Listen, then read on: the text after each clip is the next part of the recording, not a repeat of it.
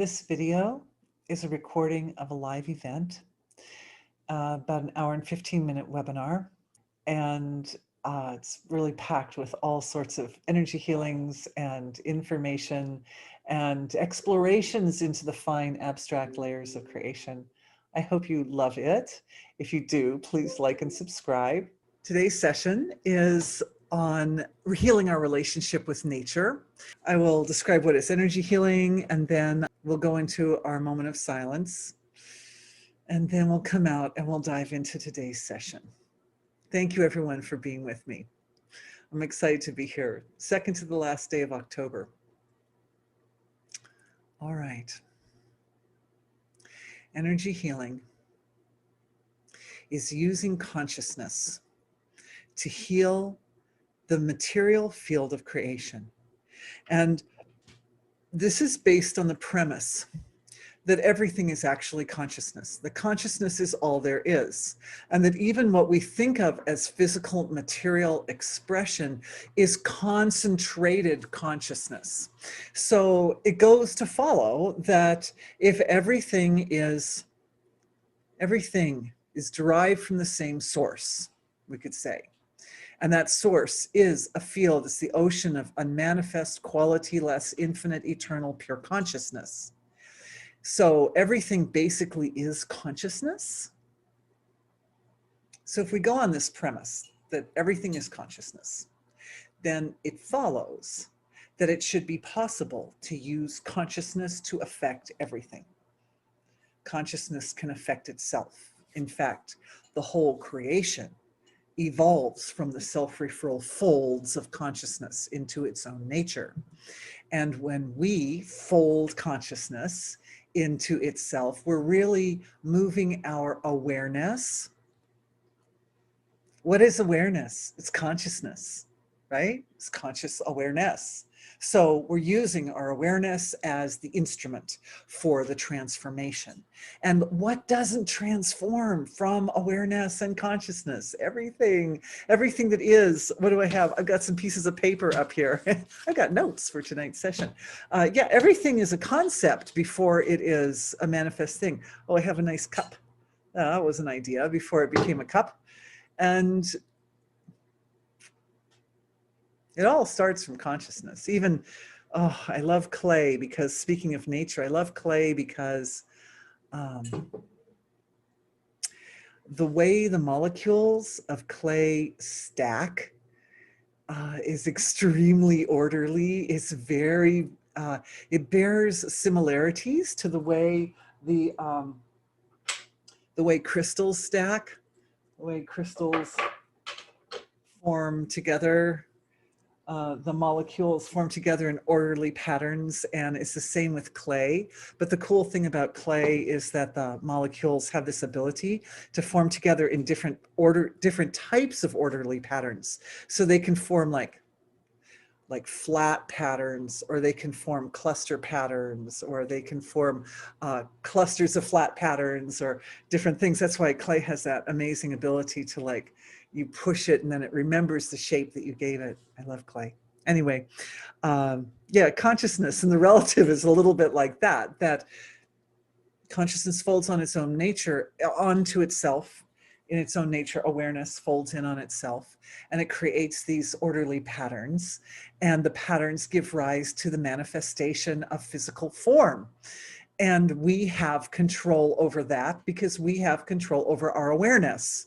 We can decide what we're going to put our attention on. That's why I'm so grateful that you all have joined me tonight, because we're going to all put our attention together on healing our relationship with nature tonight. And of course, nature is a pretty broad topic. So that's going to give us, there's a lot of room for us to put our attention on tonight with tonight's topic. Anyway, I think that pretty well sums up what is energy healing. As we're going along, I will fill in any gaps that might have been left out of that description. And of course, experience is key. So part of the story is that we'll be experiencing that process tonight together. And it's kind of like a picture tells 1,000 words. You know, experience really provides a great deal of information that just a few sentences cannot. And on that note, the first thing we're going to do is dive into the field of silence, dive into the field of the source of creation itself. We're going to take a few minutes, about 3 minutes of silence here at the beginning of our session all together in our little group, and enjoy the silence of being, of divine being or source together. And because this experience of the source of creation is so fundamental to the entire energy healing process. When I say, oh, energy healing is about focusing your attention. Well, one of the ways that we need to be proficient in focusing our attention is on the source of creation. It's very important. That's like one of the fundamental expressions. It's like foundational to all the other things that we focus our attention on. So we're going to do this together. I'm looking at the clock, and I'll say, I'll indicate when it's time to open the eyes and come out of the silence, and then to give yourself a little bit of time. Come out slowly, because we don't want to jar the system coming out when we go so deep into the source field of creation. Then we want to give ourselves time to come out in a gentle, graceful manner and bring as much of that with us as we can on the way out. All right. On that note, my camera goes out again. Oh, look at that. Okay. Okay, so let's close our eyes.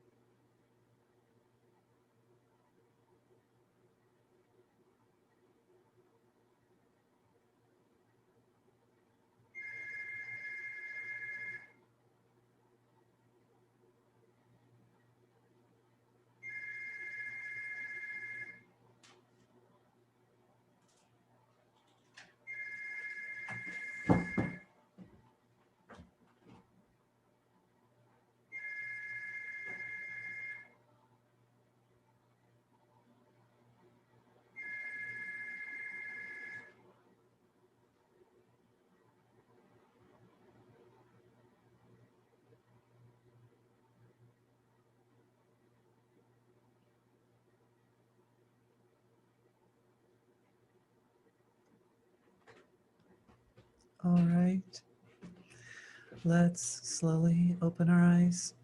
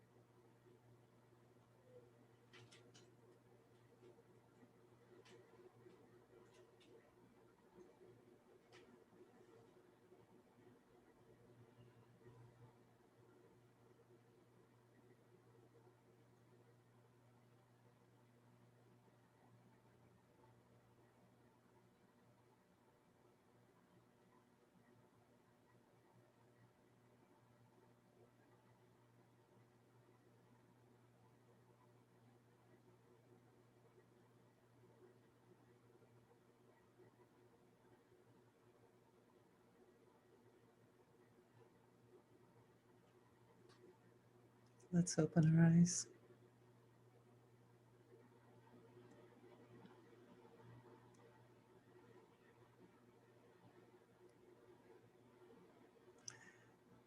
It's always a beautiful show of how powerful our collective is when the universe calls back. Actually, because Iowa is a swing state, we get about 4 to 6 calls a day reminding us to vote. We already voted. So anyway, all right, let's dive into today's topic. Today's topic is healing our relationship with the environment. As you know, in the weeks before these sessions, I always get some new information, some new knowledge, new experiences, some new good, juicy tidbits to share with all of you. This time, the new information that came to me was different. It was two distinct pieces came to me. I mean, there were lots of other smaller bits and pieces that came flowing through over the last 2 weeks, but these two that came that I thought, oh, I should share them with you. They don't seem particularly related to each other, and I'm not 100% sure how they're even related to tonight's topic. One of them I have some sense, but it's a little bit, oh, another question? Oh, thank you. We have to do our prayer of gratitude. I forgot the prayer of gratitude. Let's do that. Thank you to the source of creation for being everything, for being all of us, and for the blessings of having human physiologies. And for that, thank you to our ancestors for their contributions on our behalf. Thank you to the eternal tradition of wisdom that connects the silent, infinite, absolute source of being with the entire relative field of creation. Thank you for our ability to work concisely and efficiently, and for the strokes of experience and understanding that both eliminate and purify out imbalances and help align us with cosmic evolution, and at the same time stabilize and integrate energy healing as a viable technology for dealing with problems and situations, for meeting all kinds of situations that arise. In fact, I've got a whole list here of details about the environment. They're rather chilling. Yeah. And yeah, so thank you for all of that. And thank you to all of you for being with me tonight. I hope that tonight's session meets and exceeds everyone's hopes and desires for what we can accomplish together as a healing collective, for not only personally deepening our personal relationship with nature is very important, because the collective is affected by each one of our levels of experience and consciousness and behavior, but also doing some great work to integrate the relationship between the human collective and nature. That would be nice. And we'll see what else we can come up with as far as nature's relationship with itself and all that. So anyway, may it be a great session tonight. And finally, thank you everyone for the opportunity to be the voice of our group and to be here with you. It's very sweet. It's a huge privilege and joy for me to be with everyone. And I'm very grateful. And I would say in the silence, that was probably for me was the overarching experience, was one of just such profound gratitude for our opportunity to be here and connected to nature and have such an incredible guide through the evolutionary process as this amazing universe. Yeah, thank you. So I was going to cut right to the deepest, juiciest bits of information that I have for you right at the beginning, because I was thinking perhaps as they came up, I was thinking that I didn't completely understand all the possible ways that these experiences would relate to this topic. But I figure if I bring it up here at the beginning, then we can think about that and discuss it. And then it could be maybe a theme as we run through tonight's session. and we'll see how these points connect. All right, so the first one was that I noticed this theme over the course of a very long time, that often I have my best insights and understandings when I'm touching water. A lot of times that means being in the shower in the morning, but sometimes it just means washing dishes. Or certainly anytime I'm in nature where I'm near a stream or a river or a body of lake or a body of water. Iowa has a fair number of lakes and lots of little streamlets all over the place. And I think it was particularly telling in the last couple of weeks. I took a magnesium bath, and during the time I was in the bath, it was like just one insight after another was just popping into my awareness. And I realized that, like, always when I touch water, there's this effect occurs. And we know from the work of Dr. Emoto that the water contains memory. So we can think of the water like a kind of archive. It holds impressions, it holds knowledge. If we're needing access to that archive of wisdom, we can use our connection to water to help activate access to a particular piece of information. There's also an offering for making light medicine out of water on my website, which everyone's welcome to check out. But the insight that came is one that's been wending its way into my awareness over quite a while. And it's time that it came to the surface. And that is, it was an insight regarding a deeper perception of the astral field and the web of life. And what I noticed is that in the web of life, we've talked about how there are these threads or streams of consciousness.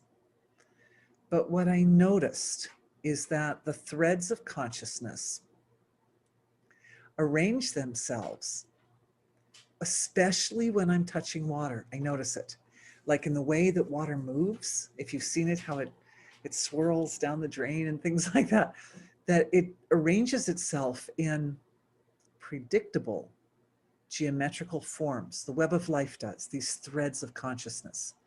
Most of the time, almost all the time, you see, when I look into the web of life, there's an underlying order. And it's something sort of very predictable. There's a geometry to it. It's like a very complex geometry, but it's definitely a geometry. And I would like to add to that sometimes when I'm looking into people's physiologies that are damaged, or there's some area where they're really suffering, what I've noticed is that the geometry tends to look not orderly. It looks broken or corrupted or torn, because in the places where the geometry is doing what it's supposed to do, it's many, many multiples of threads that are forming together, often to create things that look like ricks to me. They look like tornadoes that come to a point, and then they come down to a point, if I can do it in my screen, and then they swirl back out to a point like that. And that's really, really common to see these forms where the threads of the web of life are swirling. So I did a big research into Nagas, because Nagas are considered to be sacred forms, which look kind of like snakes. And they definitely, at the web of life, these forms look like snakes. And they look like snakes with, you can, like the threads, when you see the threads turning around them, like the way my fingers go like that, like there'll be threads going in two different directions, and they form a kind of a grid around these swirling threads of consciousness that connect everything to everything. So they're big channels that connect everything to everything in the web of life. And then the channels themselves are made of multiple smaller channels that are folding over each other in these lovely geometrical patterns. Anyway, so I saw that and I thought, well, that's really interesting and it's super cool, but what does it have to do with our relationship with nature? Like, It wasn't completely clear to me. So I'm just bringing it to you because these are the insights that have come, and our healing collective is so bright and it's so brilliant. And you guys always come in with this shining light of awareness. It helps me to unpack some of the mysteries that I'm looking at as well. And I always I enjoy sharing with you the latest experiences as well. All right, so that was one level of experience. Then the other thing that happened was very sweet. And that was that I had a bit of a shift and an upgrade in perception, where I think I was cutting up a piece of ginger or something. I was preparing some food, and I held the ginger in my hand, and I realized it was still alive. The ginger root was, yeah, I keep them in a pot that I made by the kitchen cutting board area. And they sit in there kind of in the darkness, and it's comfortable for them to be in a dark place like that, but not in the refrigerator. And I picked it up, and it was so like radiant with life. The piece of ginger was just beaming at me. And I knew I was going to have to skin it, and grate it. So it didn't have a very good future ahead of it. But there was this moment where I was so aware. It was as if perceiving that moment in reality all through the whole process with the ginger, of even the skinning and the grating and the cooking and the eating and the whole thing, that I was understanding the reality of the moment from my personal Dorothy experience, and also understanding the reality of the moment through the experience of the ginger, and that it was because it was alive. And even though ginger roots don't have like nerve endings like we do and that sort of thing, the ginger knew that it was staying in the pot by the cooking area, and it knew when I picked it up, and it felt like the warmth of my hands, and it probably intuitively kind of knew that it was going to be recycled, so to say. And that was okay. That's okay for ginger. Ginger gets that. So then it just keeps happening. Just everything. There's this experience of perceiving it through my own perception, but also it's perceiving it through the perception of whatever it is that I'm interacting with, whether it's the water in my cup, or now it's tea with the essence of the herbs in there, or the flowers on my counter here, or my microphone. There doesn't seem to be as much of a difference between what is Dorothy and what is that, because the value of life force in it and the consciousness in it, everything is made of consciousness, shares a common source in the source field. And it's as if that common source is predominating, and the perception of the variances or differences in the reality is not dominating. So the ginger is pretty different from a person, right? But there's a level where it's not so different. Nothing is so different from anything. We're all part of the same great flow of creation. And that brings me to a few resources that came my way. You guys were so sweet to me this last couple of weeks, knowing a lot of people, more people suggested this webinar on our relationship with nature than any other suggestion I've ever received. So that was very interesting. And many people were very excited about this webinar, so they sent me resources. And one of the resources that came my way was a lovely movie called My Octopus Teacher got the notes right here, by Craig Foster.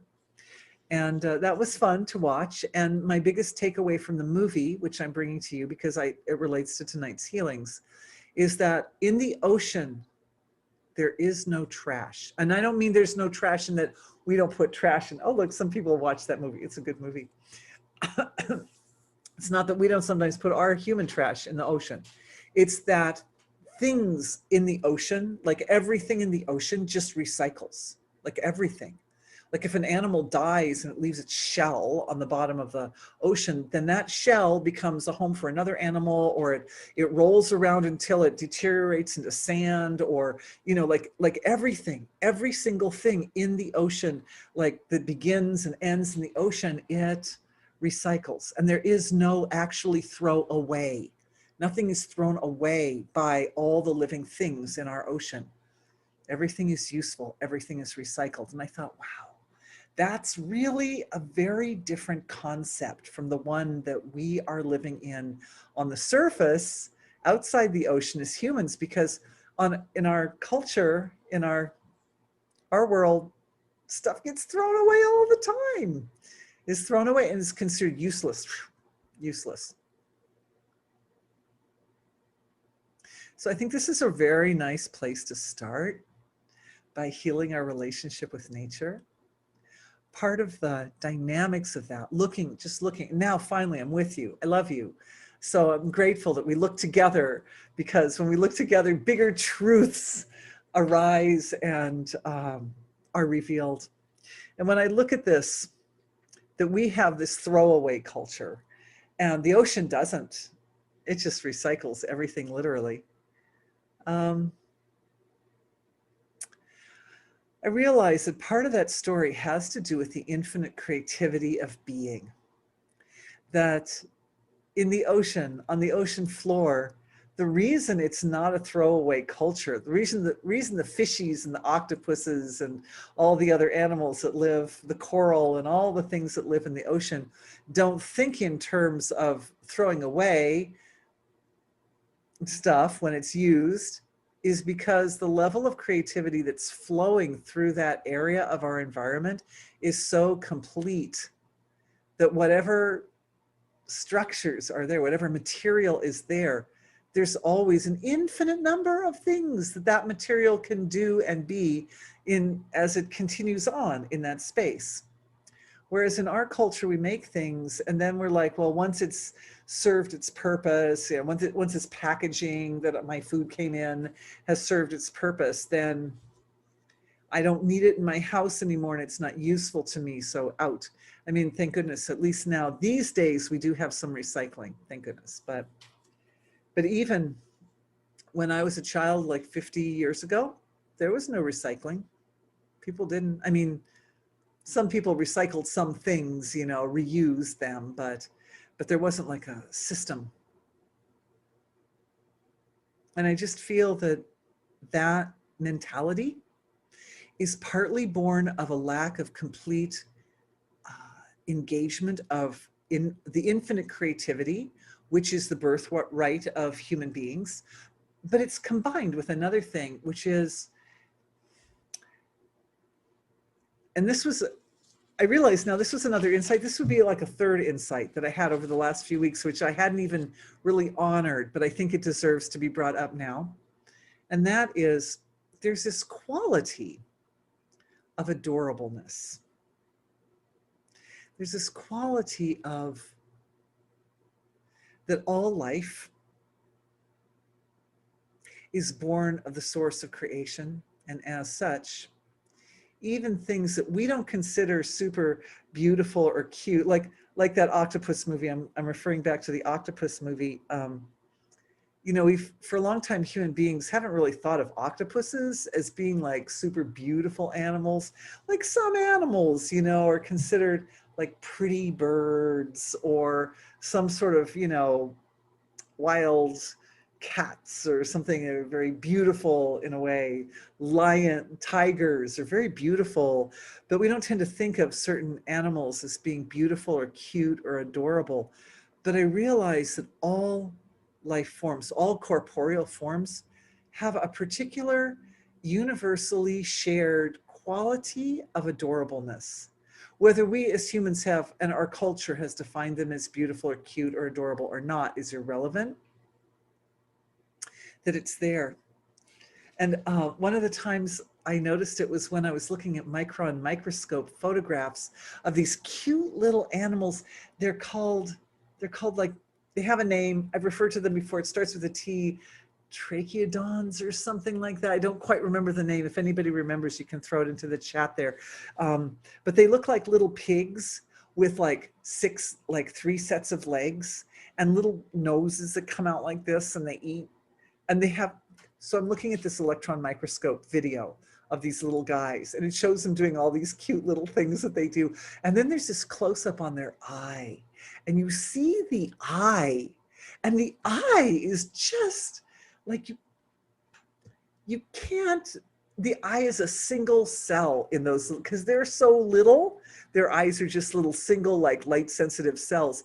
But it was like the placement of the eye in relationship to the little snout, you know, it was the cutest thing I ever saw. And I went down to the comments, and like everybody's commenting on that moment when the eye pops up, you know.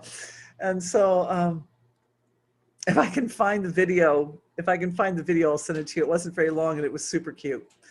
But what it made me realize is that when being manifests, whatever it manifests, even if it's a thing with 6 legs and little spiky claw fingernails coming out of it or whatever, there's a kind of a natural cuteness that's in everything.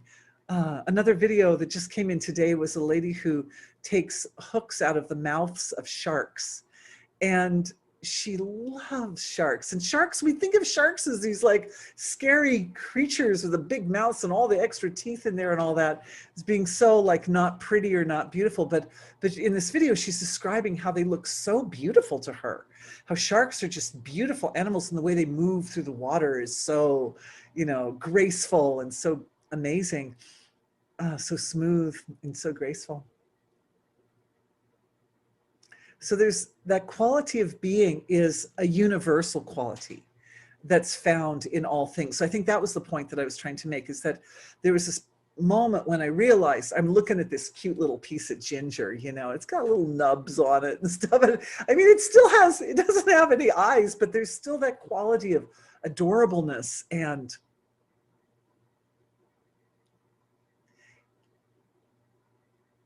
as it is connected to the source of creation, it is an expression of that value that is universal and unique to all things that live.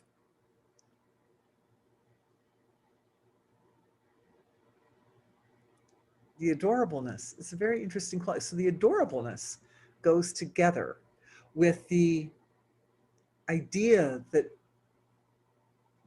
nothing really ever has to be wasted, that with enough creativity, anything can be recycled or renewed or reused or reformed or rejuvenated.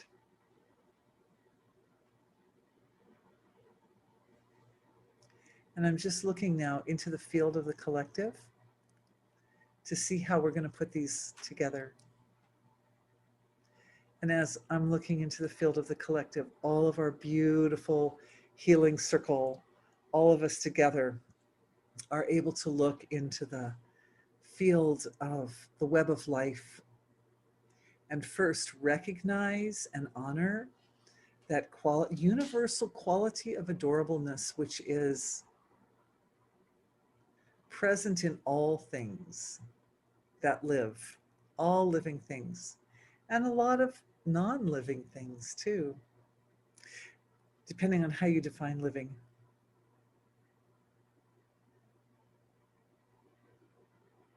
So recognizing and honoring that, and when that value of adorableness is the underlayment, then it inspires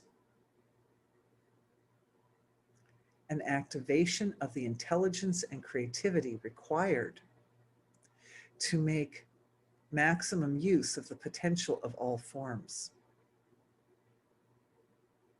And as I'm kind of diving into this, into the collective consciousness of humanity and our field of life, and turn that off for a second, it's a little noisy.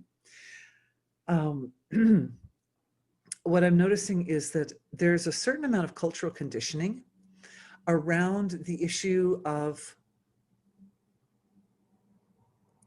transformation of materials. When big transformations occur, it often means loss. like in the octopus movie. You know, the movie, one of the ending scenes of the movie is the octopus dies, and you see a shark come and scoop up the dead body of the octopus and go swimming off into the blue, into the briny. And the man who made the movie, you know, he missed that octopus. The octopus and he had, you know, they'd been friends. And so there was some poignancy. There was some poignancy or some grief or sadness associated with that transition. As I followed the ginger root through its transition, I didn't really experience that. The ginger root was more on the level of everything in the ocean that just knows that everything changes and transforms and reforms, and now it's going to become part of my body. So come what may, come what may. But for human beings, this seems to be ingrained in our nature to have this like sense of loss, grief, also fear, a lot of times associated with the big transition. And I think one of the reasons that human beings have this is because we have free will. And because we have free will, we are not instinctually always ever aligned with cosmic evolution. All the other things, all the other beings and creatures and expressions of creation are spontaneously aligned with cosmic evolution. They are the pure expressions of cosmic evolution, and they don't have a choice. Right? They just live there like these wonderful flowers that are here by my desk.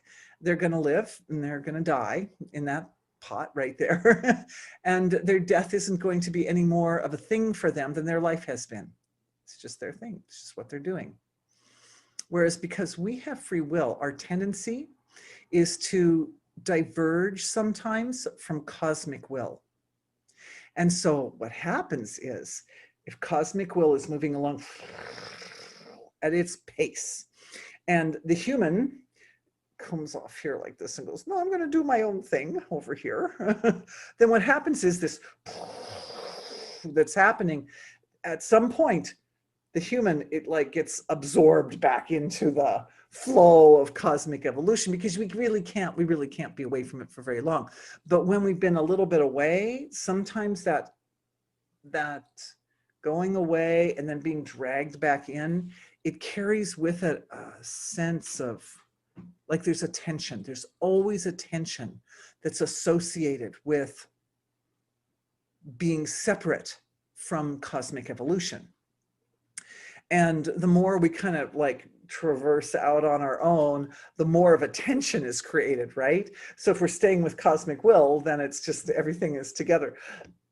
But if we get too far away, it's like more tension and more tension and more tension. And pretty soon the coming back can actually, especially if the effort and the individual, I think there's some law of physics or something that a thing that starts in a certain direction will continue by its own momentum or something like that. I'm not the physicist, but the physicists probably know that, some law. So what happens is when we diverge, the tendency is that our personal energies and resources start to support that divergence.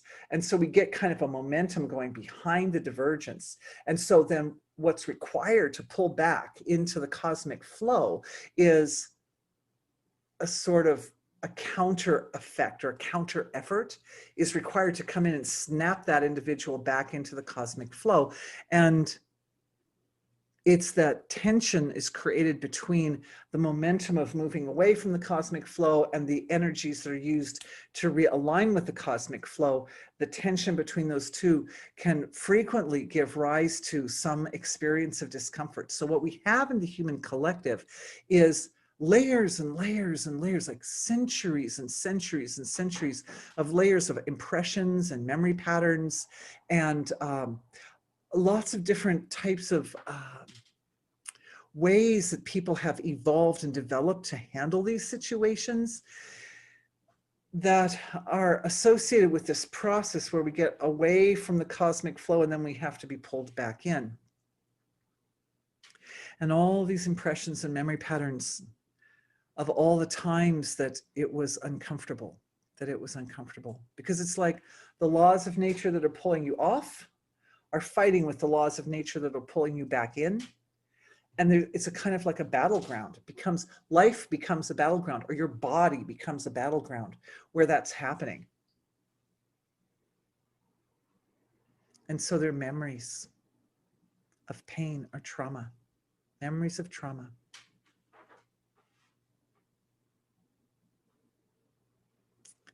And I'm noticing this had come up in the silence at the beginning of our session, that a lot of the memories of the pain and trauma seem to be in the upper area of the physiology, like above the heart area, kind of like upper chest and then up neck, throat, head, and definitely also settled a lot of this particular energetic imbalance is settled in the nervous system.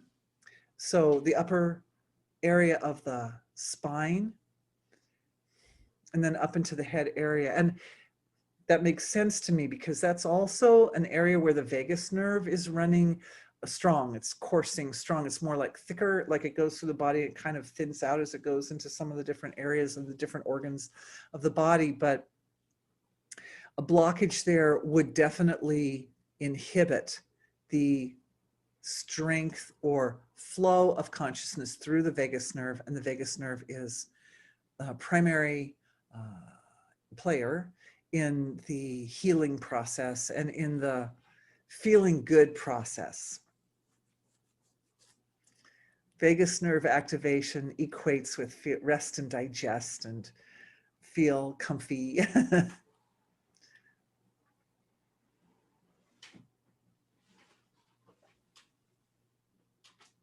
And it's affected the way our physiologies as human beings have formed over the course of centuries. We're talking about evolution, but right now we're talking about a restructuring of the actual form of our bodies in order to better align with cosmic intention and in order to serve the needs of our life and the needs of the universe more effectively. Because we're clearing out memory patterns, impressions, some conditioning. It's mostly looks like a lot of it is happening in the etheric and mental levels of the physiology. A lot of the roots of these imbalances are sitting mental through etheric level of the physiology. And it's interesting. I noticed that the heart area itself, the center of the heart energy center, was not so affected. And that area is actually activating right now to create a quality of light medicine. You could say light medicine, or I would say a flow of heart wisdom. Feels like when I perceive these light medicines, the light is the light of consciousness. So it doesn't necessarily appear as a colored light, but it does appear as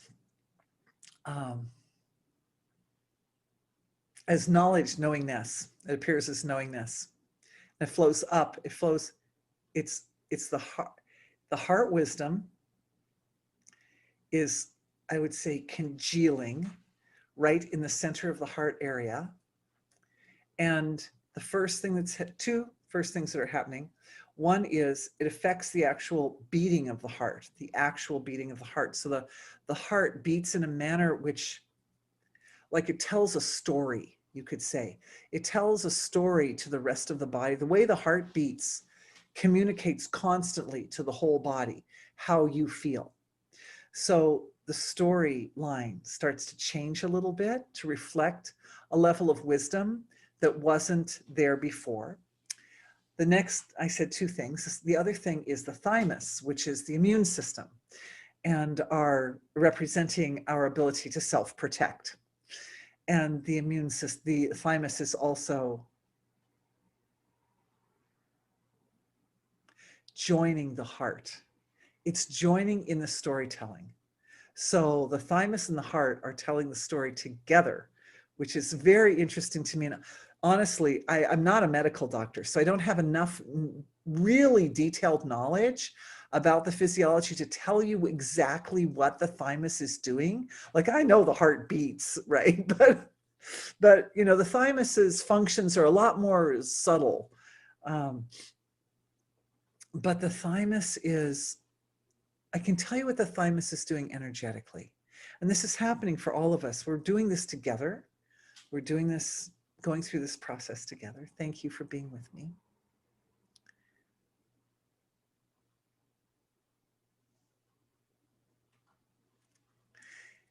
Discrimination is refining in the thymus. As it refines, there's an expansion of consciousness in the thymus.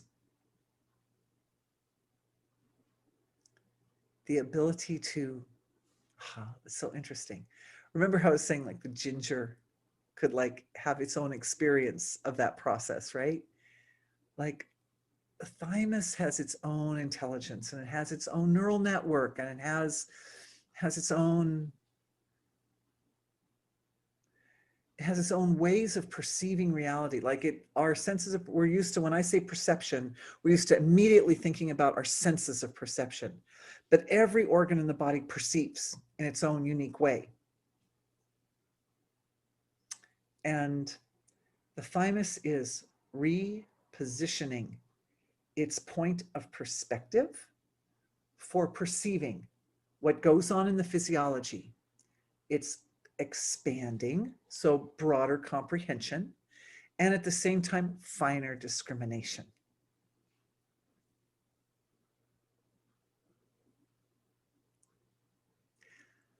The immune system has to recognize invaders, but while it's busy looking for invaders, it sees a lot of other stuff. Our immune system sees all kinds of things, including pollens, for example. And some people's immune systems see pollens and go, oh, there's a cute little pollen. And other people's immune systems see a piece of pollen and go, oh, that's an invader right there. I'm going to attack it, right? So everybody's different. Everybody's different. So the thing that's interesting to me is that even though the immune system is sort of designed or geared to deal with invasive energies, it's also designed and geared to perceive all sorts of other things that are not invasive, and it has to tell the difference. And probably most of the things living in our bodies are actually good, right? Like all the gut bacteria and, you know, and other things that are going on in the other functions, proteins and hormones and various other types of materials that are going through our body, food that we, particle, you know, nutrients, different things are going on the body. And the immune system basically probably looks at all of it. Interesting, huh?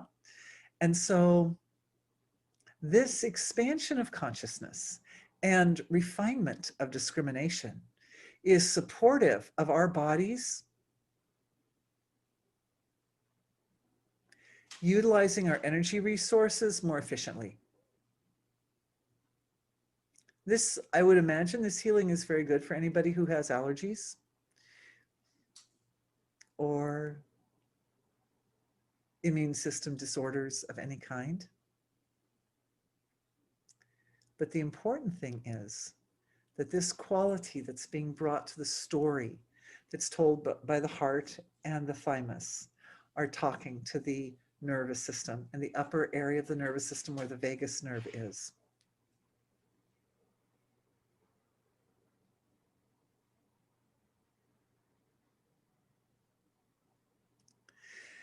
The story of infinite creativity being a key to recycling all materials in creation, recycling everything because it's adorable, because it's adorable. Oh, that's interesting. So the recognition that it's adorable, now it hits me, right? I needed you guys to be the light here, I'm telling you.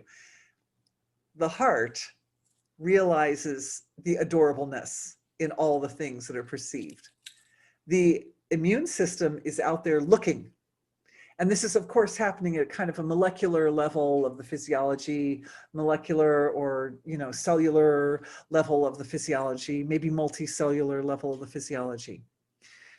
But we're doing it inside ourselves first, because we upgrade first.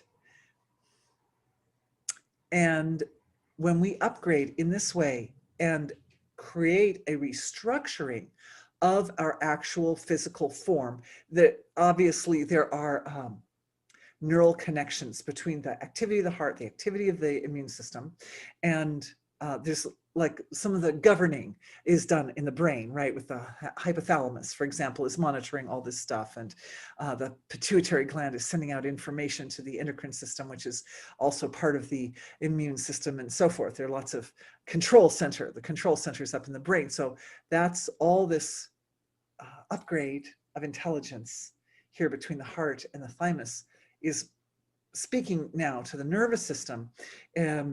It's supporting the elimination of any physical expressions of these impressions and memory patterns. I'm remembering what I said, impressions, memory patterns, conditioning from the past, that anything is not valuable.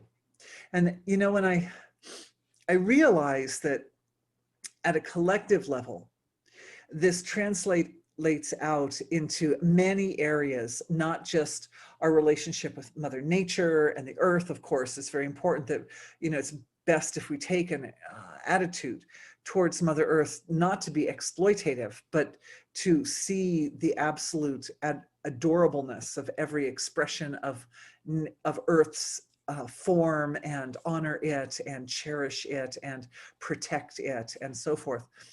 But it also definitely ties into things like crime, like human on human crime. Like, the only reason someone might do something very sort of criminal act on another person is because they don't see the adorableness in that person, right? They miss it. If they miss that person is adorable, then somehow the exploitative act is justifiable when we extract the adorableness factor.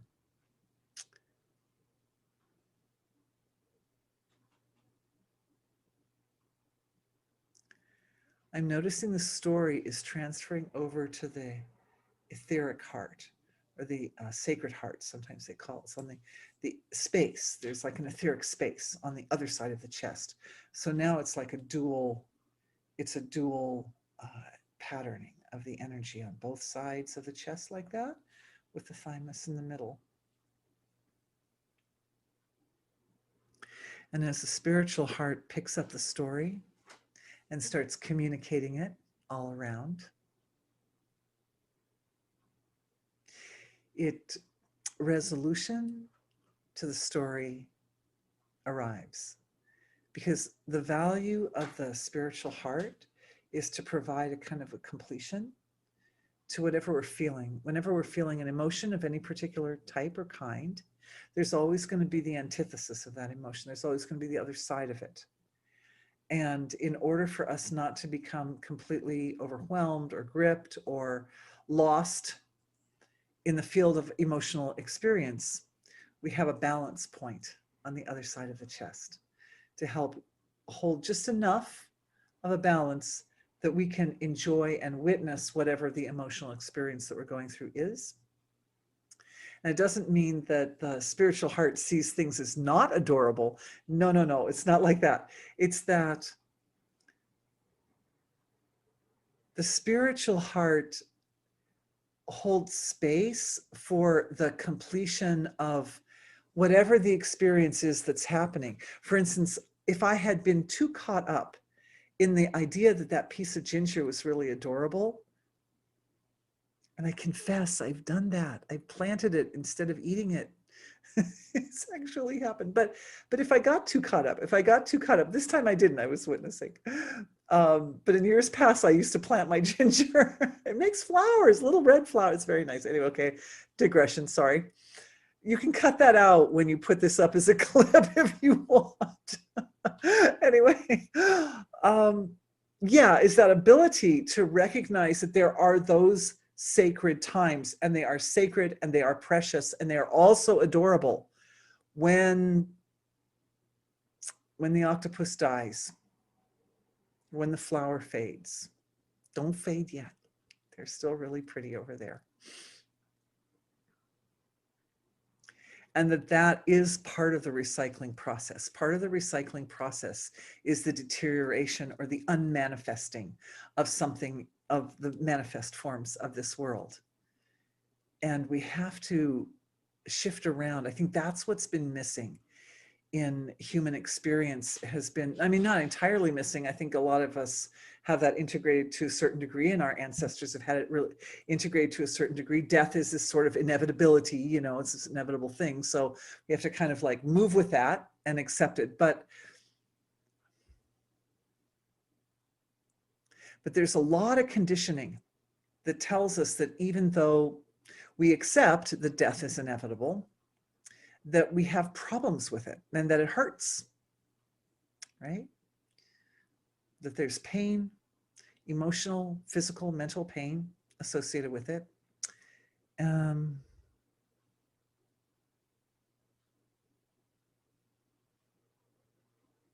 that somehow something is lost, that somehow something valuable is lost. And I think that illusion is the mother thread in this healing for this thing, is that idea that something is lost. Because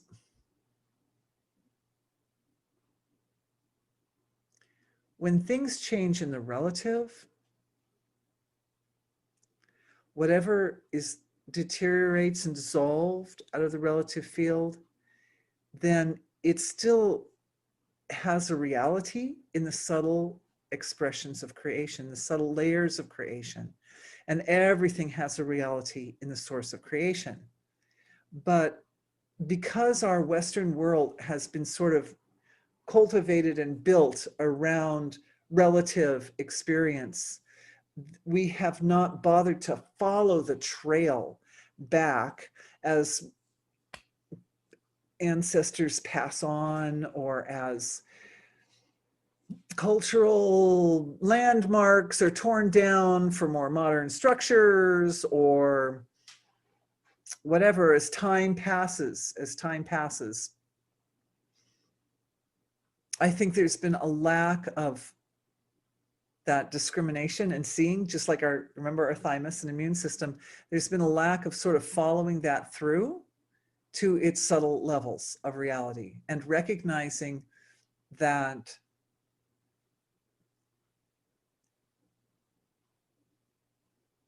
things aren't really lost. They're lost on a relative level, but they're not really lost. I remember when my father passed on, God bless my father, my sweet father, such a sweet man. I felt his personality go up several octaves. That's what it was like. It was like when he was humming here, when he was in his physical body, his personality was here, kind of anchored in the body, and he was, you know, accessible. He was accessible. And when he dropped that body and passed out of it, it's like the personality vibration or frequency speeded up many notches, but it didn't really stop being that personality. It's just that personality at a way faster speed. So it was kind of comforting to know that, and to feel like that level of vibration where the soul is, and know that it's still part of this world, and I can still hear that vibration with my subtle hearing. And so it's not such a really a loss.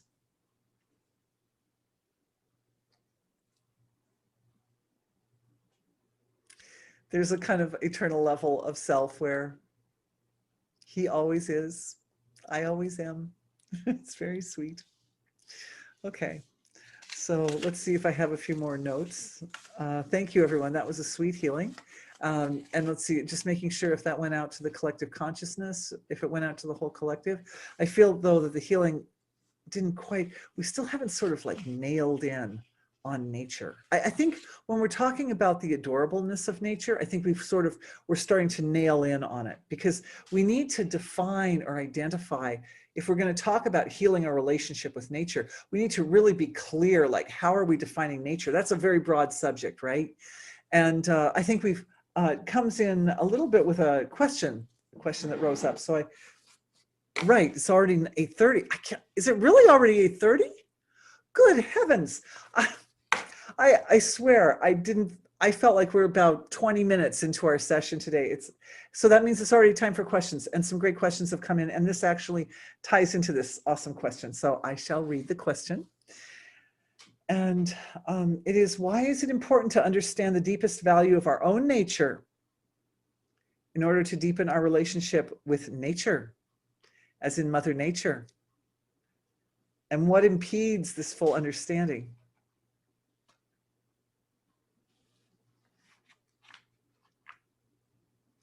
When I think about what stopped us over the centuries from looking out into nature and seeing its extreme adorableness at every point, it's only been that same old illusion of separation that we've been clearing for like ever since the beginning of our webinars. Oh, by the way, everyone, this is the 100th webinar set. Yeah, 100. So for those of you, and there are those of you out there, I know, right? For those of you out there who've been with me since the first webinar, and you guys are still with me, whoa, we've done 100 of these, which is really something to be proud of. That's something. So anyway, yeah, thanks for being with me on the 100th. And I guess in about half a year, we'll do 108. Then we'll have a big celebration too. Every one of these webinars feels like a big celebration to me. Anyway, thank you, everybody. So yeah, this question, why is it important to understand the deepest value of our own nature? And of course, that, I love this lady because she's very intelligent, and she just makes it, she just delivers it to me on a silver platter here. You know, it's super easy. Of course, the fact that nature, big nature, natural world, universe, and our personal nature are the same thing at the source. And so if we're talking about a relationship with nature, the relationship is founded on that point where we are unified. Individuals are unified with the great universal expression of nature. So it makes sense that to heal that relationship, we go to the place where the relationship is essentially already healed, and the relationship is only one thing. It's, in a way, at that level, it isn't even a relationship, right? There is no relationship. It's just oneness, just one big wholeness of self. We and nature are one big wholeness, which is why a person could have that experience of holding the ginger in the hand and feeling Dorothy feeling the ginger, and feeling the ginger feeling Dorothy, and feeling Dorothy with the intention of, I'm going to cut you up and eat you. And the ginger going, that's okay. You can do that. It's okay. I'm just going to recycle. I'm going to become part of you. So here's the ginger presenting itself today, because that was several days ago through our session. And I would say, yeah, what impedes this full understanding is that sense of the illusion of the ever illusion of separation, which stands ever between individual.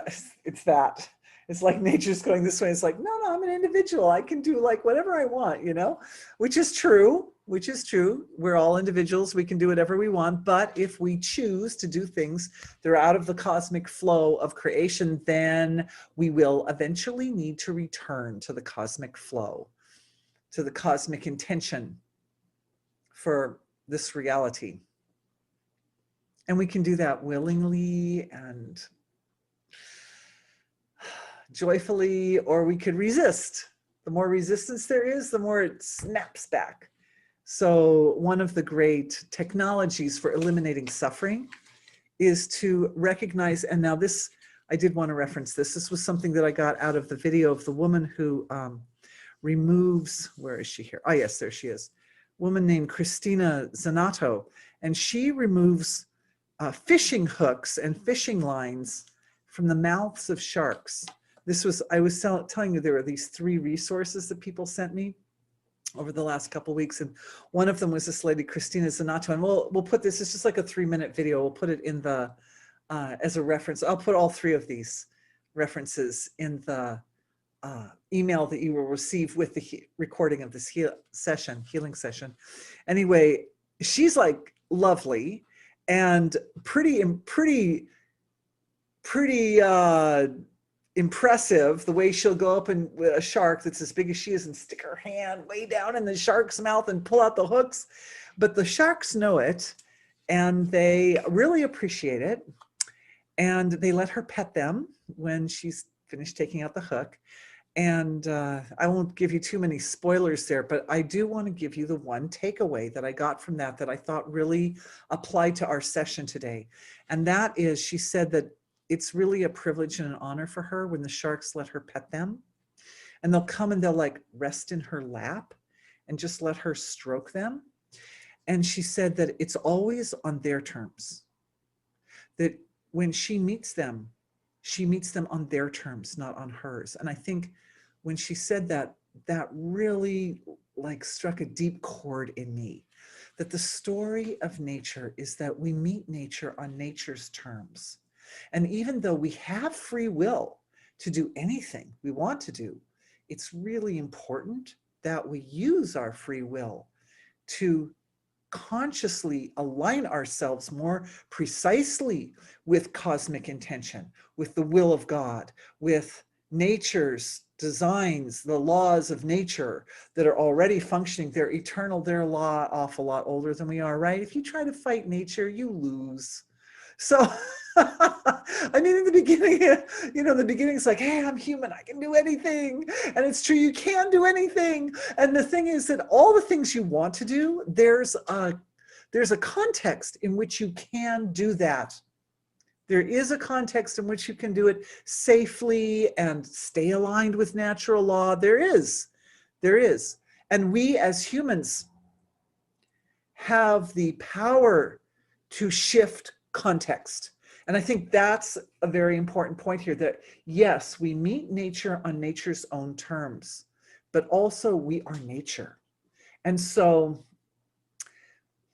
as we meet together and we continue practicing energy healing together, which is what we do, we become more and more familiar with the mechanics by which our individual consciousness affects the way that nature produces these different contexts in which we perform action.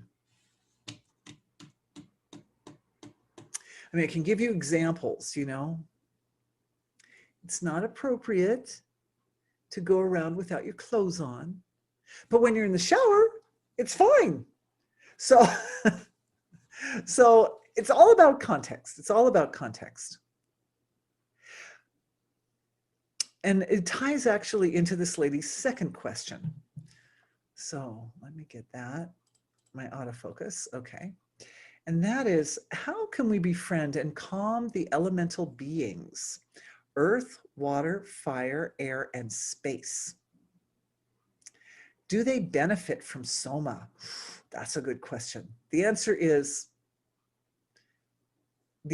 I didn't look for the answer. I figured I'd be with my light. I'd be with you guys, my ocean of light that's all of us together, and we'll see. Let's look and see. And I'm looking, which do we answer first? How do we befriend and calm? And do they benefit from soma?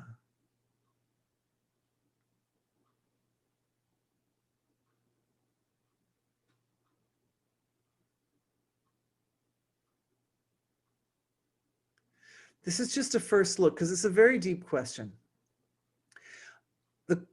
To answer the soma question, I would like to say that I feel that the elements, and this kind of answers both questions at once actually, the elements really, everything, everything in nature wants to enjoy the flow of our attention and being recognized, particularly for its adorableness. Because when we recognize the adorableness in anything, then we are recognizing the source quality in it. We are recognizing its pure potential. When we recognize its adorableness, we recognize its pure potential. I have lots of really cute rocks over here, but this one I think is so amazingly adorable. Look at all those cute little round shiny things. And I don't know if my camera's picking it up, but this rock is a lovely purple color. It's just so beautiful. Yeah, see, it likes your attention. It's very cute. It's a very cute little rock. Lepidolite. All things like the earth element. That's the earth element right there. And it responds to our attention and our love. And not everybody looks at a rock and thinks, oh, how adorable. Oh, you know, you can look at it like this is fat squirrel season over here in the Northern Hemisphere. And we look at fat squirrels, we're like, oh, they're so cute. But, but that's not very often that a person looks at a rock and goes, oh, it's so cute. But, you know, they do appreciate being recognized for that particular quality or feature because being is adorable. Being is adorable. And I think we touched on it just a little bit. I think it was the last session, the last webinar, when we were talking about that aspect of ourself that's beyond the beyond. Remember that para Brahman, that existent and non-existent, created and uncreated, that aspect of consciousness. When I came across it, I was just so blown away by how lusciously adorable and beautiful, and how it activated levels of emotional response in me that were more than I had experienced with anything else ever. Adorableness right there, adorableness. So the elements they love, they appreciate our love. They appreciate being recognized for being adorable and beautiful and respected and protected.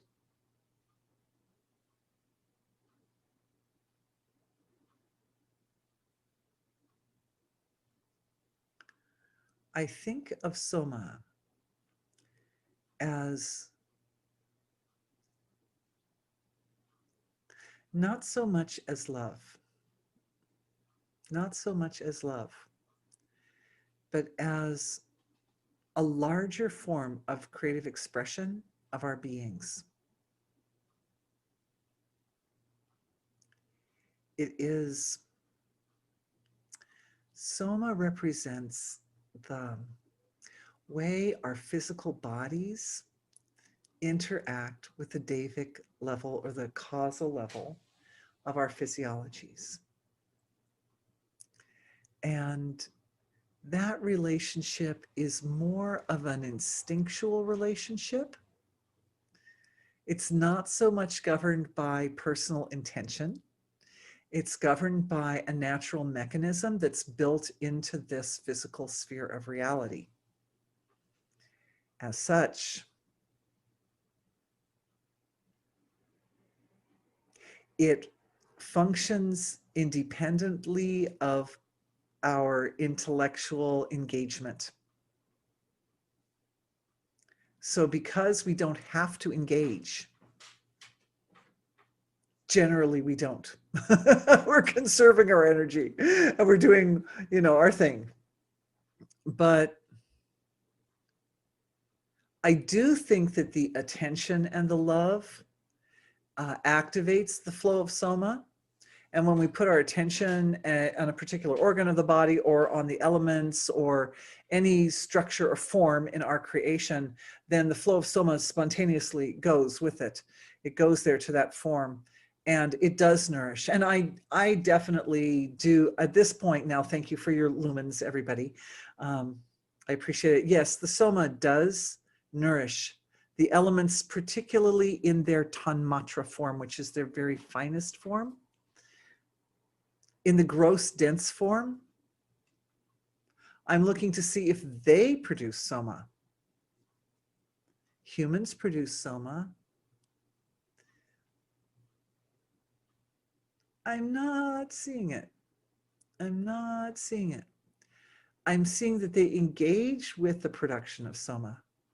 The minerals, the agnis, the water, the air and space, they all engage in different ways.